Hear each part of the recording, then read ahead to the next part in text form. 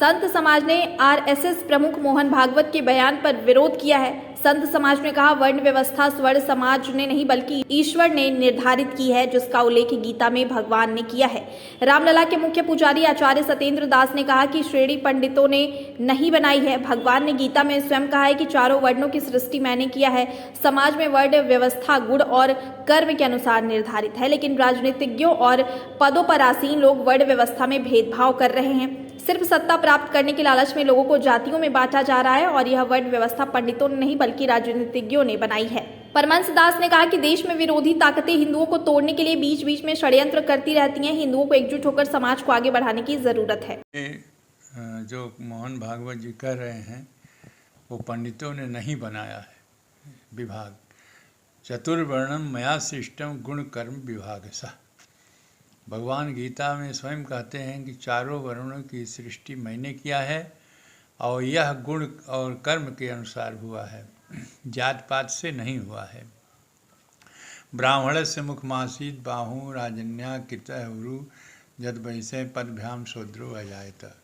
उस परमात्मा के शरीर से चारों वर्ण किस रूप से उत्पन्न हुए हैं यह स्पष्ट है कि अंग से ही मुख से ब्राह्मण और भुजा से क्षत्रिय, उदर से वैश्य और पैर से शूद्र। इस प्रकार चार वर्णों की व्यवस्था जो है वह शास्त्र की व्यवस्था है और शास्त्र के अनुसार ही वह भी गुण कर्म के ऊपर आधारित है और इसको किसी व्यक्ति ने नहीं बनाया।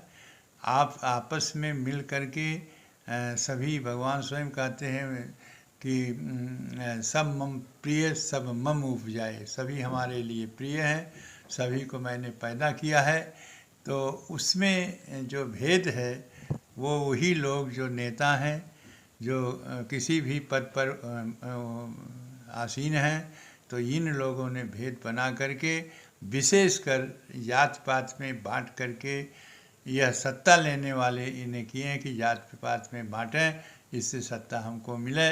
यह ब्राह्मणों ने और पंडितों ने इसको नहीं बनाया, वो नेताओं ने बनाया जो सत्ता लोलुप हैं। ऐसे सत्ता लोलुपों ने जात पात में विभाग किया है, जिसके परिणाम स्वरूप आज जो एक मानव जाति है वह मानव जाति और सनातन धर्म है वह बिखर करके कई जातियों में बंट गया है और कई धर्मों में बंट गया है और कई विचारों में बंट गया है। यह काल है पंडितों की देन नहीं है, यह नेताओं की देन है और नेता इसी रूप से कि सत्ता हमको मिले और सत्ता प्राप्त करने के उद्देश्य से यह जात पात का विभाजन किए हैं। भगवान तो स्वयं कह दिए हैं कि चारों वर्ण की जो सृष्टि हुई है वो गुण और कर्म के अनुसार हुई है। तो ऐसी स्थिति में यह मोहन भागवत जी कह रहे हैं कि ये पंडितों ने विभाग किया है, वह यह गलत है, ऐसा नहीं है। पंडितों का देन नहीं है, ब्राह्मणों की देन नहीं है।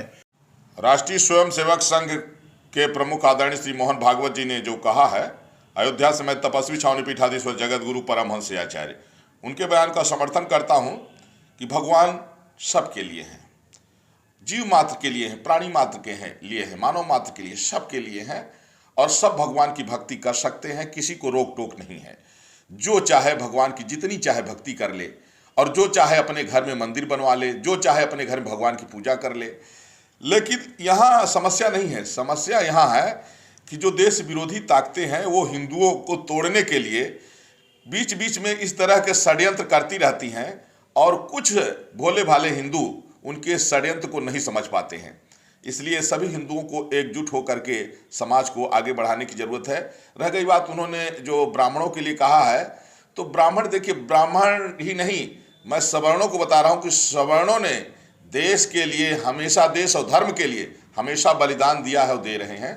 और ये भी इनको पता होना चाहिए कि 10 साल के लिए आरक्षण लागू हुआ था, आज इतने दिन हो गया 70 साल, लेकिन आरक्षण खत्म नहीं हो रहा है। उसी विद्यालय में एक दलित का लड़का, चाहे उसके पिता जो है तो मंत्री हो, मिनिस्टर हो, फिर भी वह 2-4-500 रुपये फीस दे के पढ़ाई कर लेता है। और उसी विद्यालय में सवर्ण को जिसको 2 वक्त की रोटी न मिलती हो, उसका बाप चाहे चपरासी भी न हो, फिर भी उसको लाखों रुपए की फीस देनी पड़ती है। और 40% पाने वाला दलित का लड़का सरकारी नौकरी पा जाता है, 90% पाने वाला सवर्ण का लड़का सवर्ण होने के नाते उसको नौकरी नहीं मिलती, दर दर की ठोकर खाता है। बावजूद सवर्ण हमेशा दलितों का सम्मान किया है, अपना भाई मानता है। इसलिए ऐसा नहीं कहना चाहिए। सवर्ण हमेशा दलितों का सम्मान किए हैं, कर रहे हैं। कुछ देश विरोधी ताकतें हैं जो सवर्ण, दलित और जो है पिछड़ा वर्ग करके लड़ा रही हैं। अब वक्त है कि चाहे सवर्ण हो या दलित हो या पिछड़ा वर्ग हो, सब लोग मिल करके अपने देश को, अपने धर्म को आगे बढ़ाइए।